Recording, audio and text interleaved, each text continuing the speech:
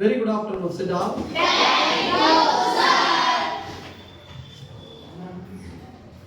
ವಿದ್ಯಾರ್ಥಿಗಳೇ, ಈಗಾಗಲೇ ನೀವು 9ನೇ ತರಗತಿಯಿಂದ 10ನೇ ತರಗತಿಗೆ ಉತ್ತೀರ್ಣರಾಗಿ ಬಂದಿದೆ.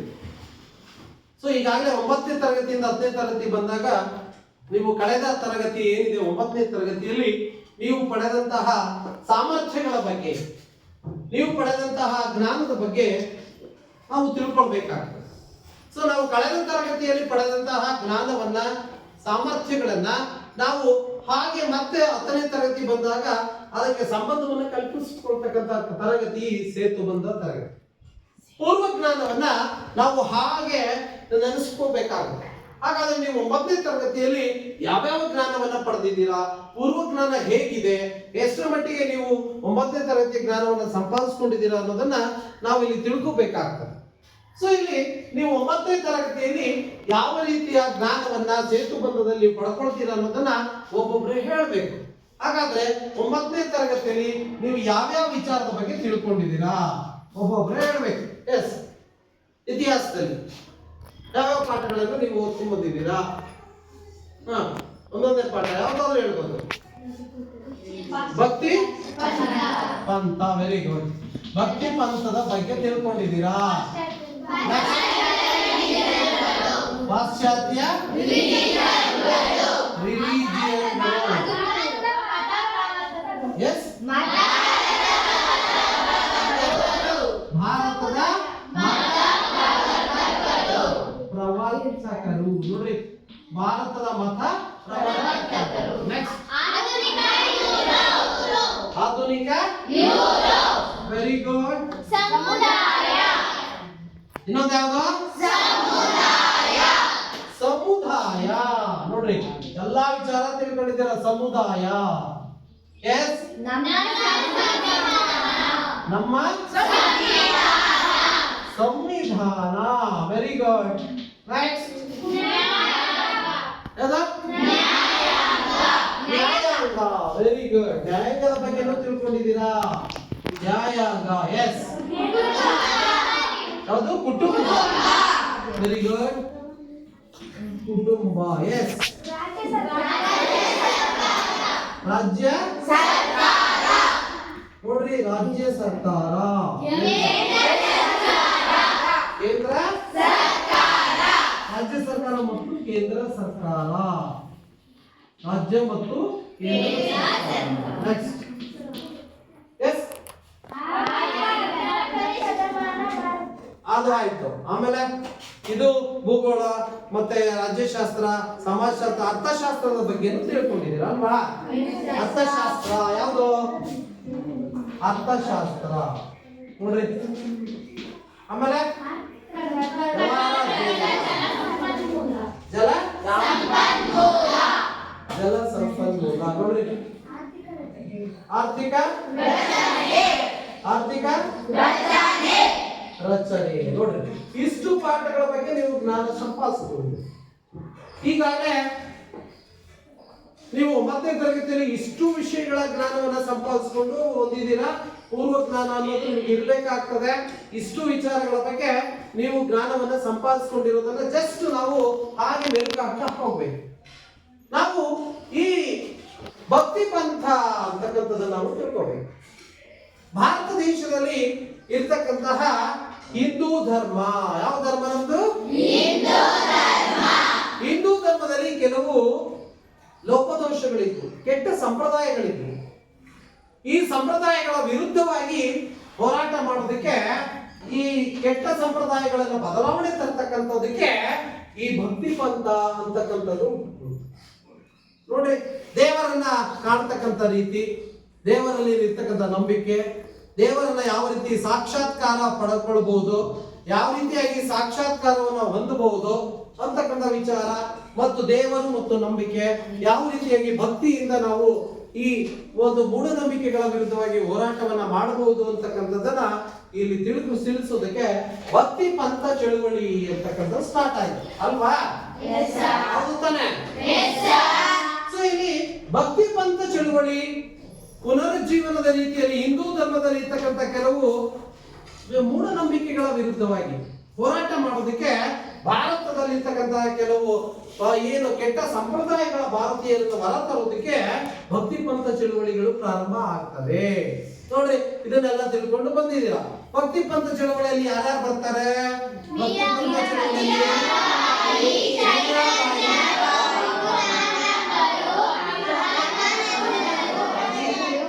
ಯಾರಾದ್ರೂ ಒಬ್ರು ಹೇಳ್ತೀರಾ? ಯಾರ್ಯಾರು ಬರ್ತಾರೆ? ಹೇಳಿ, ಒಬ್ಬೊಬ್ರೆ ಒಂದೊಂದು ಹೇಳಿ. ಒಂದು ಹೇಳು, ಎದ್ದೇಳಿ, ಒಬ್ಬೊಬ್ರು ಒಂದೊಂದು ಹೆಸರು ಹೇಳಿ. ಮೀರಾಬಾಯಿ.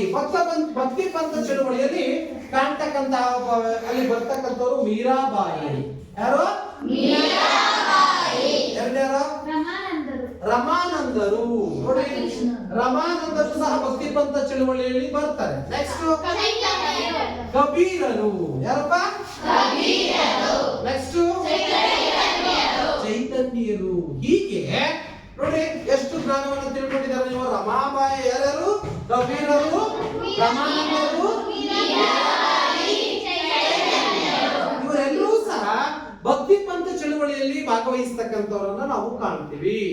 ಸೊ ಇವರ ಕೆಲವು ಜ್ಞಾನವನ್ನ ಹೇಗೆ ಅವರು ಚಳುವಳಿಯಲ್ಲಿ ಭಕ್ತಿ ಪಂಥವನ್ನ ಪ್ರಾರಂಭಿಸಿದ್ರು ಅನ್ನೋದ್ರ ಬಗ್ಗೆ ನೀವು ತಿಳ್ಕೊಂಡಿದ್ದೀರಾ? ತಿಳ್ಕೊಂಡಿದ್ದೀರಾ? ಓಕೆ. ನೆಕ್ಸ್ಟ್ ಇಲ್ಲಿ ಏನಪ್ಪ ಅಂತಂದ್ರೆ ಪಾಶ್ಚಾತ್ಯ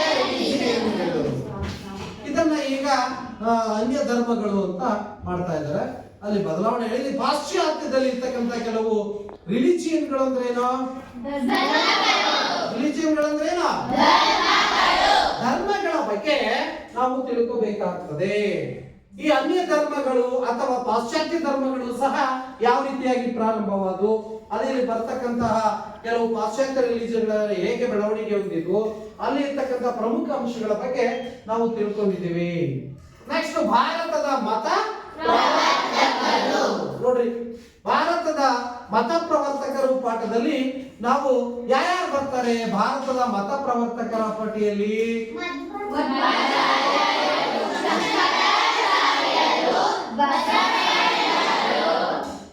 ಆಮೇಲೆ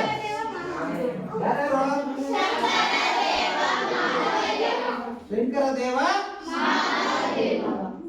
ಎಸ್, ಹಾಗಾದ್ರೆ ನೋಡೋಣ ಯಾರ್ಯಾರು ನೀವು ಗುರುತಿಸ್ತೀರಾ ಅಂತ ನೋಡೋಣ.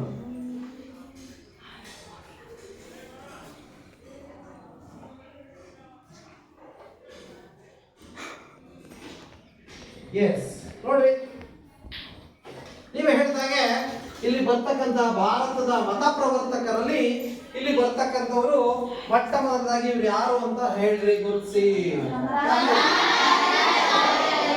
ಯಾರು? ಯಾರಪ್ಪ? ಶಂಕರಾಚಾರ್ಯರು. ಗೊತ್ತಾಗ್ತಿದೆಯಲ್ಲ? ಶಂಕರಾಚಾರ್ಯರು ಯಾವ ಸಿದ್ಧಾಂತವನ್ನ ಪ್ರತಿಪಾದಿಸ್ತಾರೆ? Very good. ನೆಕ್ಸ್ಟ್ ಇಲ್ಲಿ ಇನ್ನೊಬ್ಬರನ್ನ ಗುರುತಿಸಬಹುದು. ನೋಡ್ರಿ, ಯಾರಿವರು? ಯಾರಪ್ಪ? ರಾಮಾನುಜ. ಇವರು ಯಾವ ಸಿದ್ಧಾಂತವನ್ನ ಪ್ರತಿಪಾದಿಸ್ತಾರೆ? ನೆಕ್ಸ್ಟ್ ಇಲ್ಲಿ ನೆಕ್ಸ್ಟ್ ಕಾಣ್ತಕ್ಕಂತಹ ಮತ್ತೊಬ್ಬರು ಯಾರು? ನೋಡ್ರಿ, ಯಾರಪ್ಪ? ಮಧ್ವಾಚಾರ್ಯರು ಸಹ ಇಲ್ಲಿ ನಾವು ಕಾಣ್ತಾ ಈ ಒಂದು ಪ್ರವರ್ತಕರು, ಭಾರತದ ಮತ ಪ್ರವರ್ತಕರಲ್ಲಿ ನಾವು ಕಾಣ್ತಕ್ಕಂತಹ ಮತ್ತೊಬ್ಬ ವ್ಯಕ್ತಿಗಳು. ನೋಡ್ರಿ, ನೆಕ್ಸ್ಟ್ ನೋಡ್ರಿ, ಯಾರಪ್ಪ ಇವರು? ಬಸವೇಶ್ವರರು ಸಹ ಮತ ಪ್ರವರ್ತಕರಾಗಿ ಅವರು ಸಹ ಈ ಒಂದು ಇದರಲ್ಲಿ ನಾವು ಕಾಣ್ತೀವಿ. ಇವರೆಲ್ಲರೂ ಸಹ ತಮ್ಮದೇ ಆದ ರೀತಿಯಲ್ಲಿ ಈ ಮತ ಪ್ರವರ್ತಕರ ರೀತಿಯಲ್ಲಿ ತಮ್ಮದೇ ಸಿದ್ಧಾಂತಗಳನ್ನ ಪ್ರತಿಪಾದಿಸ್ತಾ ಭಾರತೀಯ ಹಿಂದೂ ಧರ್ಮದಲ್ಲಿರ್ತಕ್ಕಂತಹ ಕೆಲವೊಂದು ಸಂಪ್ರದಾಯಗಳನ್ನ, ಮೂಢನಂಬಿಕೆಗಳಿಂದ ಭಾರತೀಯ ಜನರನ್ನ ಹೊರ ತರೋದಕ್ಕೆ ಬಹಳಷ್ಟು ಪ್ರಯತ್ನವನ್ನ ಮಾಡ್ತಾರೆ. ಭಾರತದಲ್ಲಿ ಮತ ಪ್ರವರ್ತಕರು, ಮತ ಅಂದ್ರೆ ಏನಪ್ಪ? ಧರ್ಮ. ಮತ ಅಂದ್ರೆ ಏನು?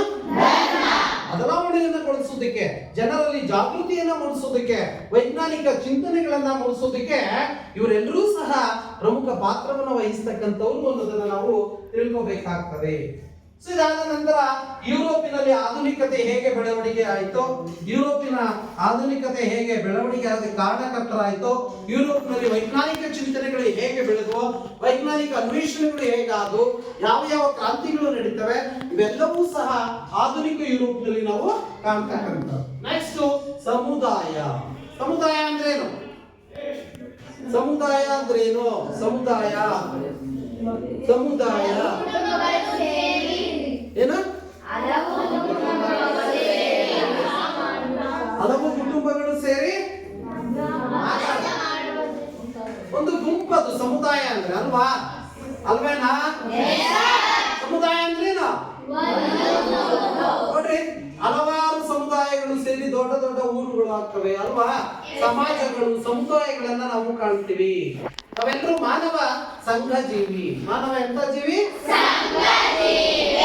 ಮತ್ತು ಅವನು ರಾಜಕೀಯ ಜೀವಿಯೂ ಸಹ ಹೌದು. ಒಂಟಿಯಾಗಿ ಬದುಕೋದಕ್ಕೆ ಸಾಧ್ಯತೆ ಇಲ್ಲ. ಆದ್ರಿಂದ ಮನುಷ್ಯ ಎಲ್ಲಿ ವಾಸ ಮಾಡ್ತಾನೆ? ಸಮುದಾಯದಲ್ಲಿ ವಾಸ ಮಾಡ್ತಾನೆ. ಜೊತೆಗೆ ಸಮಾಜದಲ್ಲಿಯೂ ಸಹ ಬದುಕತಕ್ಕಂತ ವ್ಯಕ್ತಿ, ಜೀವಿ ಅಂತಂದ್ರೆ ಈ ಮನುಷ್ಯ ಅಥವಾ ಸಮುದಾಯದಲ್ಲಿ ಬದುಕೋದನ್ನ ನಾವು ಕಾಣ್ತೀವಿ. ನೆಕ್ಸ್ಟ್ ನಾವು ಕಾಣ್ತಕ್ಕಂಥದ್ದು ಯಾವುದು? ನಮ್ಮ ಸಂವಿಧಾನ ಅಂದ ತಕ್ಷಣ ಯಾರು ಜ್ಞಾಪಕ ಬರ್ತಾರೆ? ಹಾಗಾದ್ರೆ ಇವ್ರು ಯಾರು? ಯಾಕೆ ಅವರನ್ನ ಏನಂತ ಕರಿತೀವಿ? ಡಾಕ್ಟರ್ BR ಅಂಬೇಡ್ಕರ್ ಅವರನ್ನ ಸಂವಿಧಾನ. ಹಾಗಾದ್ರೆ ಸಂವಿಧಾನ ರಚನೆಯಲ್ಲಿ ಪ್ರಮುಖ ಪಾತ್ರ ವಹಿಸ್ತಕ್ಕಂಥವ್ರು ಅಂದ್ರೆ ಈ ಡಾಕ್ಟರ್ BR ಅಂಬೇಡ್ಕರ್.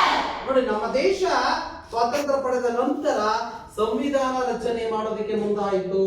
ನಮ್ಮದೇ ರಾಷ್ಟ್ರ, ನಮ್ಮದೇ ಸರ್ಕಾರ, ನಮ್ಮದೇ ರಾಷ್ಟ್ರಗೀತೆ, ನಮ್ಮದೇ ಆದಂತಹ ರಾಷ್ಟ್ರಧ್ವಜವನ್ನು ಹೊಂದೋದಕ್ಕೆ, ಒಂದು ಗಣತಂತ್ರ ವ್ಯವಸ್ಥೆಯನ್ನ ರೂಪಿಸ್ಕೊಳ್ಳೋದಕ್ಕೆ, ನಾವೆಲ್ಲರೂ ಸಹ ಒಂದು ಕಾನೂನಿನ ಚೌಕಟ್ಟಿನಲ್ಲಿ ಬದುಕೋದಿಕ್ಕೆ, ನಮ್ಮದೇ ಆದ ಸರ್ಕಾರವನ್ನ ರಚನೆ ಮಾಡ್ಕೊಳ್ಳೋದಕ್ಕೆ ಈ ಡಾಕ್ಟರ್ BR ಅಂಬೇಡ್ಕರ್ ಅವರ ನೇತೃತ್ವದಲ್ಲಿ ಈ ಒಂದು ಸಂವಿಧಾನ ರಚನೆಯಾಗೋದಕ್ಕೆ ಮುಂದಾಗ್ತದೆ. ಇವರನ್ನ ಕರಡು ಸಮಿತಿಯ ಅಧ್ಯಕ್ಷರನ್ನಾಗಿ ಮಾಡ್ತಾರೆ. ಯಾವ ಸಮಿತಿಯ? ನೋಡ್ರಿ, ಇದೆಲ್ಲ ಜ್ಞಾಪಕ ಇದೆಯಾ ನಿಮಗೆ 9ನೇ ಕ್ಲಾಸ್ ಅಲ್ಲಿ? ಸಂವಿಧಾನ ರಚನೆ ಕೆಲವು ಲಕ್ಷಣಗಳನ್ನ ಹೊಂದಿದೆ. ಭಾರತ ಸಂವಿಧಾನ ತನ್ನದೇ ಆದ ಕೆಲವು ಲಕ್ಷಣಗಳನ್ನು ಹೊಂದಿರತಕ್ಕಂಥದ್ದನ್ನ ನಾವು ಕಾಣ್ತೀವಿ. ಭಾರತ ಸಂವಿಧಾನ ಪ್ರಮುಖವಾದ ಲಕ್ಷಣಗಳು ಯಾವುವು ಅನ್ನೋದನ್ನ ನೀವು ತಿಳ್ಕೊಂಡಿದ್ದೀರಾ? ಸಂವಿಧಾನದ ಪ್ರಮುಖ ಲಕ್ಷಣಗಳು, ಭಾರತ ಸಂವಿಧಾನದ ಪ್ರಮುಖ ಲಕ್ಷಣಗಳು. ಭಾರತ ಸಂವಿಧಾನದ ಪ್ರಮುಖ ಲಕ್ಷಣಗಳನ್ನ ಯಾರು ಓದ್ತೀರಾ? ಭಾರತ ಸಂವಿಧಾನದ ಲಕ್ಷಣಗಳು ಇಲ್ಲಿದೆ. ಇಲ್ಲಿ ಯಾರು ಓದ್ತೀರಾ? ಬಂದು ಬರ್ರಿ, ಯಾರಾದ್ರೂ ಜಲ್ದಿ ಬರ್ಬೇಕು. ಎಷ್ಟು ಹಿಡಿದಕ್ಕಾಗಲ್ಲ, ಬೇಗ ಬರ್ಬೇಕು. ಇದು ನೋಡ್ಕೊಂಡು ಹೇಳ್ತಾರೆ ಬರ. ನೋಡ್ರಿ, ಇದು ಭಾರತ ಸಂವಿಧಾನದ ಪ್ರಮುಖ ಲಕ್ಷಣಗಳು. ನಮ್ಮ ಭಾರತ ಸಂವಿಧಾನ ತನ್ನದೇ ಆದ ಪ್ರಮುಖ ಲಕ್ಷಣಗಳನ್ನು ಒಳಗೊಂಡಿದೆ. ಭಾರತ ಸಂವಿಧಾನ ತನ್ನದೇ ಆದ ಪ್ರಮುಖ ಲಕ್ಷಣಗಳನ್ನು ಓದಿಲ್ವಾ 9th ಸ್ಟ್ಯಾಂಡರ್ಡ್ ಅಲ್ಲಿ? ಮತ್ತೆ ಭಾರತ ದೇಶದ ಸಂವಿಧಾನ ಮೊದಲನೇದು ಯಾವ್ದಮ್ಮ?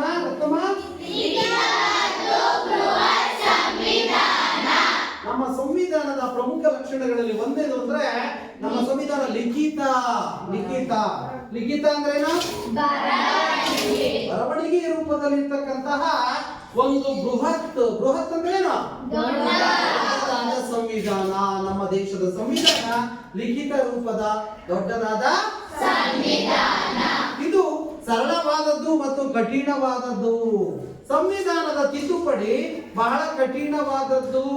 ನಮ್ಮ ದೇಶದ ಸಂವಿಧಾನ ಇದು ಬಹಳ ಸರಳತೆಯನ್ನು ಹೊಂದಿದೆ, ಕಠಿಣತೆಯನ್ನು ಹೊಂದಿದಂತಹ ಸಂವಿಧಾನ. ಯಾವ ದೇಶದ ಸಂವಿಧಾನ? ಇದು ಸಂಸದೀಯ ಸರ್ಕಾರ ಪದ್ಧತಿಯನ್ನ ಹೊಂದಿದೆ. ಇದು ಒಂದು ಲಕ್ಷಣ. ಯಾವುದು ಲಕ್ಷಣ?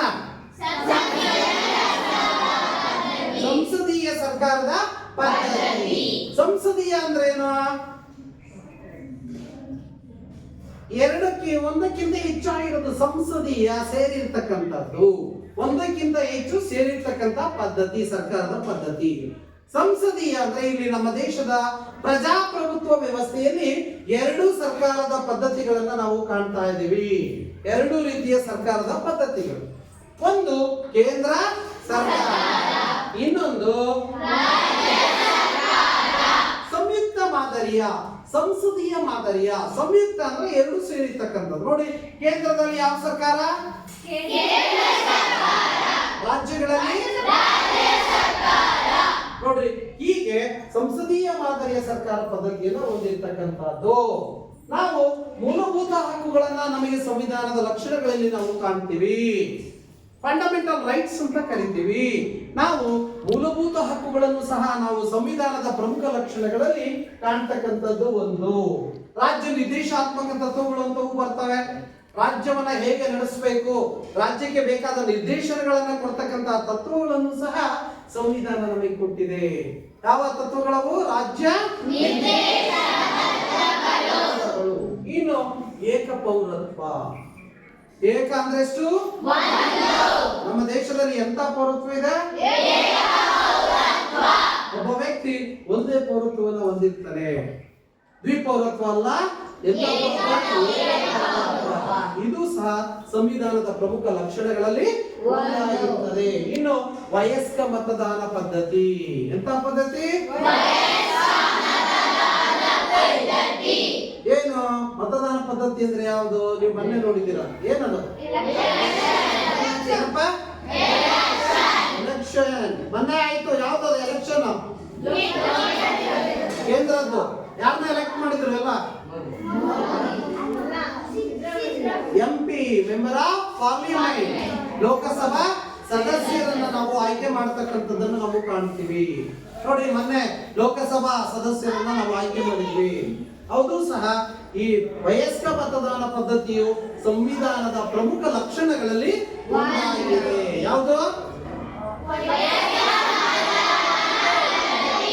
ವಯಸ್ಕ. ಇನ್ನು ನಾವು ಕಾಣ್ತಿರೋದು ದ್ವಿಸದನ ಶಾಸಕಾಂಗ. ದ್ವಿಸದನ, ದ್ವಿ ಅಂದ್ರೆ ಸದನಗಳ ಶಾಸಕಾಂಗ. ಮೇಲ್ಮನೆ ಮತ್ತು ಲೋಕಸಭೆ ಮತ್ತು ರಾಜ್ಯಸಭೆ, upper house and lower house ಅಂತ ಕರಿತೀವಿ. ಲೋಕಸಭೆ ಇಲ್ಲಿ ಮತ್ತು ರಾಜ್ಯಸಭೆ, ಈ ಎಲ್ಲಾ ಸದನಗಳ ಲಕ್ಷಣಗಳನ್ನು ಸಹ ಇದು ಹೊಂದಿದೆ. ಇನ್ನು ನಮ್ಮ ದೇಶದಲ್ಲಿ ಪ್ರಮುಖವಾಗಿ ಸಂವಿಧಾನದ ಲಕ್ಷಣಗಳಲ್ಲಿ ಪಕ್ಷ ಪದ್ಧತಿ. ಎಂತದಪ್ಪ? ಏನು ಪಕ್ಷ ಪದ್ಧತಿ ಅಂದ್ರೆ? ಬಹುಪಕ್ಷ ಪದ್ಧತಿ ಇದೆ ನಮ್ಮಲ್ಲಿ. ಇಲ್ಲಿ ನೋಡ್ಬೇಕು, ಬಹುಪಕ್ಷ ಪದ್ಧತಿ. ಬಹು ಅಂದ್ರೆ ಏನು? ಬಹು ಅಂದ್ರೆ ಅದಕ್ಕಿಂತ ಬಹಳಷ್ಟು. ಹಾಗಾದ್ರೆ ಬಹು ಪದ್ಧತಿ ಯಾವುದು? ನಮ್ಮ ದೇಶದಲ್ಲಿ ಬಹಳಷ್ಟು ಪಕ್ಷಗಳಿದಾವೆ ಅಲ್ಲಪ್ಪ? ಎಷ್ಟೊಂದು ಪಕ್ಷಗಳಿದಾವೆ, ಹೌದು ತಾನೆ? ಯಾವ ಪಕ್ಷಗಳಿದಾವೆ ಹೇಳ್ರಿ?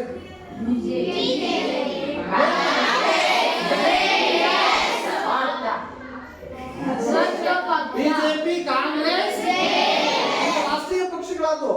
ಇನ್ನು ಬಹಳಷ್ಟು ಪಕ್ಷಗಳಿದಾವೆ. ಅವೆಲ್ಲ ಲೋಕಲ್ ಪಾರ್ಟೀಸ್ ಅಂತ ಕರಿತೀವಿ.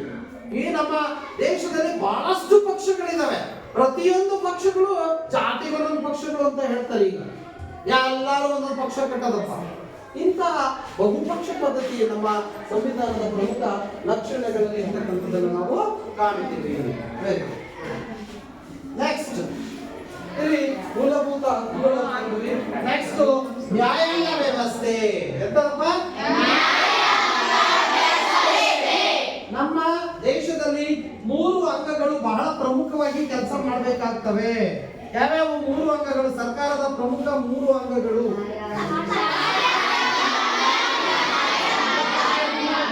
ಶಾಸಕಾಂಗ. Very good. ಶಾಸಕಾಂಗ. ಶಾಸಕಾಂಗ ಒಂದು, ಕಾರ್ಯಾಂಗ, ನ್ಯಾಯಾಂಗ. ನೋಡಿ, ಅದರಲ್ಲಿ ಈ 3 ಪ್ರಮುಖ ಅಂಗಗಳು ಕೆಲಸ ಮಾಡೋದು ಬಹಳ ಮುಖ್ಯ. ದೇಶದ ಅಭಿವೃದ್ಧಿಯಲ್ಲಿ ಬಹಳ ಪ್ರಮುಖ ಪಾತ್ರ ವಹಿಸ್ತದೆ. ಶಾಸಕಾಂಗ ಶಾಸನಗಳನ್ನ ರಚನೆ ಮಾಡುತ್ತೆ. ದೇಶಕ್ಕೆ ಬೇಕಾದ ಹೊಸ ಕಾನೂನುಗಳನ್ನ ರಚನೆ ಮಾಡತಕ್ಕಂಥ ಶಾಸಕಾಂಗ ಕಾಯ್ದೆ ಕಾನೂನುಗಳ ರಚನೆ ಮಾಡುತ್ತೆ. ಈ ಮಾಡಿದ ಕಾಯ್ದೆ ಕಾನೂನುಗಳ ಅನುಷ್ಠಾನಕ್ಕೆ ತರ್ತಕ್ಕಂಥ ಕೆಲಸ ಕಾರ್ಯಕ್ಕೆ ಯಾವುದು? ಈ ಎರಡರ ಜವಾಬ್ದಾರಿ ಸರಿ ಇದೆಯೋ ಇಲ್ಲ, ಇವೆರಡರಲ್ಲಿ ಯಾವ್ದಾದ್ರು ತಪ್ಪು ಬಂದ್ರೆ ಅದನ್ನ ಎಲ್ಲಿ ಪ್ರಶ್ನೆ ಮಾಡಲಾಗುತ್ತದೆ ಅಂದ್ರೆ ಕೋರ್ಟ್ ಅಂತ ಕರಿತೀವಿ. ಆ ಕೋರ್ಟ್ ಬಹಳ ಪ್ರಮುಖ ಪಾತ್ರ ವಹಿಸ್ತದೆ. ಶಾಸಕಾಂಗ ಕಾರ್ಯಗಳ ಯಾವುದೇ ತಪ್ಪುಗಳು ಆಗಿದ್ದಲ್ಲಿ ನಾವು ನ್ಯಾಯಾಂಗದಲ್ಲಿ ಪ್ರಶ್ನೆ ಮಾಡ್ತೀವಿ, ಕೋರ್ಟ್ ಅಲ್ಲಿ ಪ್ರಶ್ನೆ ಮಾಡ್ತೀವಿ, ನ್ಯಾಯಾಂಗದಲ್ಲಿ ಅದನ್ನ ಖಂಡಿಸ್ತೀವಿ, ಶಿಕ್ಷೆ ಕೊಡ್ತೀವಿ. ನ್ಯಾಯಾಂಗಗಳಲ್ಲಿ ಆಗ್ತಕ್ಕಂತಹ ಈ ತೀರ್ಪುಗಳನ್ನು ನಾವು ಗೌರವಿಸಬೇಕಾಗ್ತದೆ. ನ್ಯಾಯಾಂಗಗಳಲ್ಲಿ ಆಗ್ತಕ್ಕಂತಹ ತೀರ್ಪುಗಳನ್ನು ನಾವು ಗೌರವಿಸಬೇಕಾಗಿದೆ. ಇವು ನ್ಯಾಯಾಂಗ ಮತ್ತು ಇಲ್ಲಿ ಬರ್ತಕ್ಕಂಥದ್ದು. ನೆಕ್ಸ್ಟ್ ಕುಟುಂಬ. ನೆಕ್ಸ್ಟ್ ಯಾವುದು? ಕುಟುಂಬ ವ್ಯವಸ್ಥೆ ಅಂತಕ್ಕಂಥದ್ದು ಸಮಾಜದಲ್ಲಿ ನಾವು ಕಾಣ್ತೀವಿ. ಕುಟುಂಬ ಅಂದ್ರೆ ಏನು? ನೀವೆಲ್ಲರೂ ಹಳ್ಳಿಗಳಿಂದ ಬರ್ತಕ್ಕಂಥವ್ರು. ಕುಟುಂಬ ಅಂದ್ರೆ ಏನು?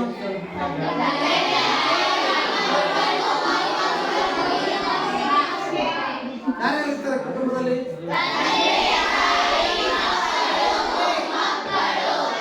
ಎಲ್ಲ ಇರ್ತೀವಲ್ವಾ?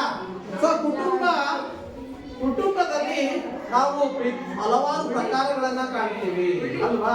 ಪಿತೃ ಪ್ರಧಾನ ಕುಟುಂಬ, ಅವಿಭಕ್ತ ಕುಟುಂಬ. ಇವತ್ತಿನ ದಿನ ಇಂಥ ಪ್ರಕಾರದ ಎಲ್ಲಾ ಕುಟುಂಬಗಳನ್ನ ನಾವು ಕಾಣ್ತೀವಿ ಕುಟುಂಬ ವ್ಯವಸ್ಥೆಯಲ್ಲಿ. ಇನ್ನು ರಾಜ್ಯ ಸರ್ಕಾರ ಮತ್ತು ಸೊ ಇಲ್ಲಿ ನಾನು ಹೇಳಿದೆ ದ್ವಿ ಸರ್ಕಾರದ ಪದ್ಧತಿ ನಮ್ಮ ಸಂವಿಧಾನದಲ್ಲಿ ದೇಶದಲ್ಲಿ ನಾವು ಕಾಣ್ತೀವಿ. ಸೊ ದ್ವಿ ಸರ್ಕಾರ ಅಂದ್ರೆ ಕೇಂದ್ರದಲ್ಲಿ ಕೇಂದ್ರ ಸರ್ಕಾರ, ರಾಜ್ಯಗಳಲ್ಲಿ ರಾಜ್ಯ ಸರ್ಕಾರ. ಕೇಂದ್ರ ಮತ್ತು ರಾಜ್ಯ ಸರ್ಕಾರಗಳು ಎರಡೂ ಸಹ ಒಟ್ಟಿಗೆ ಕೆಲಸ ಮಾಡಿ ನಮ್ಮದೇ ಆದಂತಹ ಕಾರ್ಯವನ್ನು ನಿರ್ವಹಿಸತಕ್ಕಂಥವು ಈ ಕೇಂದ್ರ ಮತ್ತು ರಾಜ್ಯ ಸರ್ಕಾರಗಳು. ನೋಡಿ, ಇದಲ್ಲದೆ ನಾವು ನೋಡ್ತಕ್ಕಂಥ ಅರ್ಥಶಾಸ್ತ್ರದಲ್ಲಿ ತಿಳ್ಕೊಳ್ತೀವಿ ಆರ್ಥಿಕ ನೀತಿ. ಆರ್ಥಿಕವಾಗಿ ದೇಶದ ಮತ್ತು ಸರ್ಕಾರದ ವ್ಯವಸ್ಥೆಯನ್ನ ನಿರ್ವಹಿಸತಕ್ಕಂಥ ಕೆಲಸ ಮಾಡತಕ್ಕಂಥದ್ದು. ಹಣಕಾಸಿನ ವ್ಯವಸ್ಥೆಯನ್ನು ನಿರ್ವಹಿಸತಕ್ಕಂಥ ಸಾರ್ವಜನಿಕ ಹಣಕಾಸು ಮತ್ತು ಸರ್ಕಾರ ಮತ್ತು ಆರ್ಥಿಕ ಸ್ಥಿತಿಗತಿಗಳು ಬಹಳ ಒಂದಕ್ಕೊಂದು ಸಂಬಂಧವನ್ನು ಹೊಂದಿರತಕ್ಕಂಥದ್ದನ್ನ ನಾವು ಕಾಣ್ತೀವಿ. ಸರ್ಕಾರ ಮತ್ತು ಆರ್ಥಿಕ ಸ್ಥಿತಿಗತಿಗಳು ಉತ್ತಮವಾಗಿದ್ರೆ ದೇಶದ ಅಭಿವೃದ್ಧಿ ಆಗಕ್ಕೆ ಸಾಧ್ಯತೆ ಆಗ್ತದೆ. ಪ್ರತಿಯೊಂದು ಸರ್ಕಾರವೂ ಸಹ ತಮ್ಮದೇ ಆದ ಆರ್ಥಿಕ ನೀತಿಗಳನ್ನು ಒಳಗೊಂಡಿದೆ. ಒಂದೊಂದು ಆರ್ಥಿಕ ನೀತಿಗಳು ಸಹ ದೇಶದ ಅಭಿವೃದ್ಧಿಗೆ ಸಹಕಾರಿಯಾಗಿರ್ತಕ್ಕಂಥದ್ದನ್ನ ನಾವು ನೋಡ್ತೀವಿ. ಆರ್ಥಿಕ ನೀತಿಗಳು ಇವು ಅರ್ಥಶಾಸ್ತ್ರದಲ್ಲಿ ನಾವು ಕಾಣ್ತಕ್ಕಂಥದ್ದು. ಈ ಅರ್ಥಶಾಸ್ತ್ರ ದೇಶದ ಆರ್ಥಿಕ ವ್ಯವಸ್ಥೆಯ ಬಗ್ಗೆ ತಿಳಿಸಿಕೊಡ್ತಕ್ಕಂಥದ್ದನ್ನ ನೀವು ತಿಳ್ಕೊಂಡಿದ್ದೀರಿ. ಅರ್ಥಶಾಸ್ತ್ರ ಬಹಳ ಮುಖ್ಯವಾದದ್ದು. ನಾವು ಅರ್ಥಶಾಸ್ತ್ರವನ್ನು ತಿಳ್ಕೊಂಡ್ರೆ ದೇಶದ ಅಭಿವೃದ್ಧಿಗೆ ಬಹಳಷ್ಟು ಕಾರಣಕರ್ತ ಆಗ್ತಕ್ಕಂಥ ಈ ಆರ್ಥಿಕ ವ್ಯವಸ್ಥೆಯನ್ನು ನಾವು ನಿರ್ವಹಿಸಬೇಕಾಗ್ತದೆ. ಸೊ ಇದು ಆರ್ಥಿಕ ಮತ್ತು ಸರ್ಕಾರದ ನೀತಿಗಳಾಗಿರ್ತವೆ. ಇನ್ನು ನಾವು ಕಾಣ್ತಕ್ಕಂಥದ್ದು ರಾಜ್ಯಶಾಸ್ತ್ರ ಮತ್ತು ವ್ಯವಹಾರ ಅಧ್ಯಯನ. ವ್ಯವಹಾರ ಅಧ್ಯಯನದಲ್ಲಿ ವ್ಯವಹಾರವನ್ನು ನಿರ್ವಹಿಸತಕ್ಕಂಥ ಪ್ರಮುಖ ಸಂಘಟನೆಗಳನ್ನ ನಾವು ಕಾಣ್ತೀವಿ. ಸೊ ಅದರಲ್ಲಿ ಪ್ರಮುಖ ಸಂಘ ಸಂಸ್ಥೆಗಳನ್ನ ಕಾಣ್ತೀವಿ, ಸಹಕಾರಿ ಸಂಸ್ಥೆಗಳನ್ನ ಕಾಣ್ತೀವಿ. ಸೊ ಅಲ್ಲಿ ಸಹಕಾರಿ ಸಂಸ್ಥೆಗಳು, ಸಂಘ ಸಂಸ್ಥೆಗಳು ಪ್ರತಿಯೊಂದು ರೀತಿಯಲ್ಲಿ ಕಾರ್ಯನಿರ್ವಹಿಸಿಕೊಂಡು ಬರ್ತಕ್ಕಂಥದ್ದು. ದೊಡ್ಡ ಪ್ರಮಾಣದ ಸಹಕಾರಿ ಸಂಘಗಳು ಮತ್ತು ಸಣ್ಣ ಪ್ರಮಾಣದಲ್ಲಿ ದೊಡ್ಡ ದೊಡ್ಡ ರೀತಿಯ ಹಣಕಾಸಿನ ಸಂಘಗಳನ್ನ ನಾವು ಕಾಣ್ತೀವಿ. ಅದೇ ರೀತಿ ಸಹಕಾರಿ ಸಂಘಗಳನ್ನ ಕಾಣ್ತೀವಿ. ಪ್ರತಿಯೊಂದು ವ್ಯವಸ್ಥೆಗಳಲ್ಲಿಯೂ ಸಹ ಆರ್ಥಿಕ ನೀತಿಗಳು ಬಹಳಷ್ಟು ಕೆಲಸವನ್ನ ಮಾಡ್ತವೆ. ಸಹಕಾರಿ ಸಂಘಗಳು ಹಣಕಾಸಿನ ವ್ಯವಹಾರವನ್ನು ನಿರ್ವಹಿಸತಕ್ಕಂಥವು ಮತ್ತು ವ್ಯವಹಾರವನ್ನು ನಿರ್ವಹಿಸತಕ್ಕಂಥ ಸಂಘಟನೆಗಳನ್ನ ನಾವು ಕಾಣ್ತೀವಿ. ದೊಡ್ಡ ಪ್ರಮಾಣದ, ಅಲ್ಪ ಪ್ರಮಾಣದ ಸಹಕಾರಿ ಮತ್ತು ವ್ಯವಹಾರದ ಸಂಘಟನೆಗಳನ್ನು ಸಹ ನಾವು ಕಾಣ್ತಕ್ಕಂಥದ್ದನ್ನು ನೋಡ್ತೀವಿ. ಸೊ ಇವೆಲ್ಲವೂ ಸಹ ನಾವು ಈಗಾಗಲೇ 9ನೇ ತರಗತಿಯಲ್ಲಿ ನಾವು ತಿಳ್ಕೊಂಡಿದ್ದೀವಿ. ಹೌದಾ? ಹೌದೇನಪ್ಪ?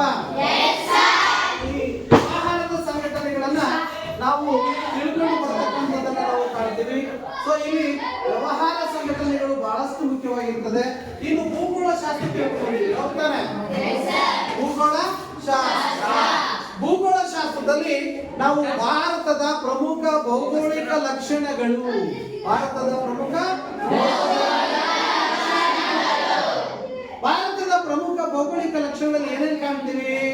ಭಾರತದಲ್ಲಿ ಮೇಲ್ಮೈ ಲಕ್ಷಣಗಳನ್ನ ಕಾಣ್ತೀವಿ.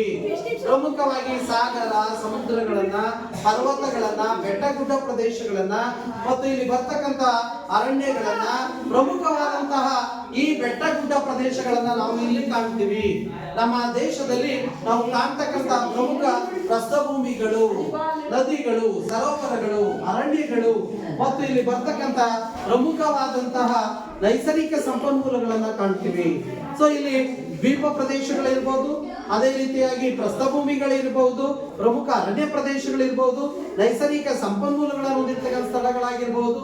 ಸೊ ಇವೆಲ್ಲವುಗಳನ್ನ ನಾವು ಈ ಒಂದು ಭೂಗೋಳ ಶಾಸ್ತ್ರದಲ್ಲಿ ನಾವು ಕಾಣ್ತಕ್ಕಂಥದ್ದನ್ನ ನೋಡ್ತೀವಿ. ಇದಲ್ಲದೆ ನಾವು ಈ ಭೂಗೋಳ ಶಾಸ್ತ್ರದಲ್ಲಿ ಬರ್ತಕ್ಕಂಥ ಪ್ರಮುಖವಾಗಿ ನಕ್ಷೆಗಳು ಅಂತ ಬರ್ತವೆ. ಯಾವ್ಯಾವ ನಕ್ಷೆ ಬರ್ತವೆ?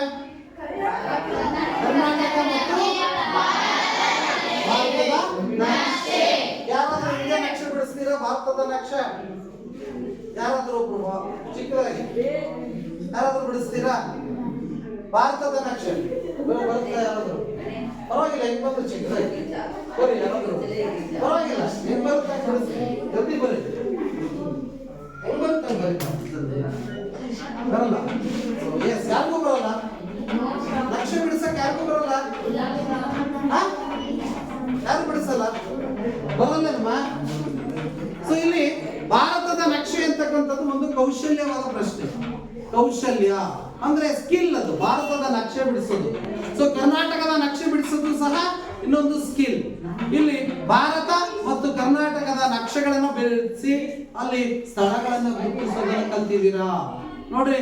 23.5 ಡಿಗ್ರಿ ಅಕ್ಷ ಮತ್ತೆ ಅದೇ ರೀತಿಯಾಗಿ 82.5 ಡಿಗ್ರಿ ಪೂರ್ವ ರೇಖಾಂಶ ಅಕ್ಷಾಂಶಗಳು, ಅದೇ ರೀತಿಯಾಗಿ ಕೆಲವು ಪ್ರಮುಖವಾದಂತಹ ಕರಾವಳಿ ತೀರ ಪ್ರದೇಶಗಳು, ಕೋರಮಂಡಲ ತೀರ, ಕೊಂಕಣ ತೀರ, ಅದೇ ರೀತಿಯಾಗಿ ಕೆಲವು ರಾಜಧಾನಿಗಳು, ದೆಹಲಿ ಮತ್ತು ಪಶ್ಚಿಮ ಬಂಗಾಳ ಮುಂತಾದಂತಹ ಪ್ರದೇಶಗಳನ್ನ ನಾವು ಇಲ್ಲಿ ತಿಳ್ಕೊಂಡು ಈ ನಕ್ಷೆಗಳನ್ನ ನಾವು ಇಲ್ಲಿ ತಿಳ್ಕೋಬೇಕಾಗ್ತದೆ ನಕ್ಷೆಗಳನ್ನು. ಸೊ ಇದೆಲ್ಲದಕ್ಕಿಂತ ಮುಖ್ಯವಾಗಿ ಇನ್ನೊಂದನ್ನ ಬಿಟ್ವಿ, ಅದೇ ರೀತಿಯಾಗಿ ಅಲ್ಲಿ ಬರ್ತಕ್ಕಂತಹ ಈ ಒಂದು ರಾಜ್ಯಶಾಸ್ತ್ರ. ರಾಜ್ಯಶಾಸ್ತ್ರದಲ್ಲಿ ಏನೇನು ಬರುತ್ತೆ? ರಾಜ್ಯಶಾಸ್ತ್ರದಲ್ಲಿ ಏನೇನು ತಿಳ್ಕೊಂಡಿದ್ದೀರಾ 9ನೇ ಕ್ಲಾಸ್ ಅಲ್ಲಿ? ನಮ್ಮ ಸಂವಿಧಾನ ಒಂದು, ಆಮೇಲೆ ಕೇಂದ್ರ ಮತ್ತು ರಾಜ್ಯ ಸರ್ಕಾರ, ಆಮೇಲೆ ನ್ಯಾಯಾಂಗ, ಅಷ್ಟೇನಾ? ಉಚ್ಚ ನ್ಯಾಯಾಂಗ. ಇಲ್ಲಿ ಉಚ್ಚ ನ್ಯಾಯಾಂಗವನ್ನ ನೀವು ನೋಡಬಹುದು. ನ್ಯಾಯಾಂಗಗಳಲ್ಲಿ ಇಲ್ಲಿ ಉಚ್ಚ ನ್ಯಾಯಾಲಯ ಮತ್ತು ಇಲ್ಲಿ ಬರ್ತಕ್ಕಂತಹ ದೆಹಲಿ ಮತ್ತು ಬೆಂಗಳೂರಲ್ಲಿ ಬರ್ತಕ್ಕಂಥ ನ್ಯಾಯಾಲಯ ನೋಡ್ರಿ. ಇದು ಬೆಂಗಳೂರಲ್ಲಿ ಬರ್ತಕ್ಕಂತಹ ಉಚ್ಚ ನ್ಯಾಯಾಲಯ ಎಲ್ಲಿದೆ? ಅದನ್ನ ಹೈಕೋರ್ಟ್ ಅಂತ ಕರಿತೀವಿ ನೋಡ್ರಿ. ಇದು ಹೌದಾ? ಎಲ್ಲಿದೆ? ಅದೇ ರೀತಿಯಾಗಿ ಕೆಳಗಡೆ ಇರೋದು ಎಂತ ಕೋರ್ಟ್?